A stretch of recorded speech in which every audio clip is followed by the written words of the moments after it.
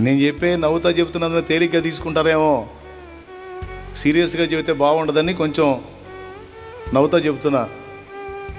పక్కాగా ఫాలో అవ్వాల్సిన విషయాలు. న్యాయం, మనం స్తుతించటం న్యాయం. స్వస్థత వచ్చిందండి. తాకబడతారు ఆరాధనలో. దేవుణ్ణి మయంపరుస్తున్నప్పుడు, దేవుని సన్నుతిస్తున్నప్పుడు ఆరాధనలో దేవుని పరిశుద్ధాత్మ స్పర్శ పొందుతారు. అయ్యో ఇవాళ చాలా మంది రాలేదుగా, ఆరాధన బాగుండదు అనుకోవద్దు.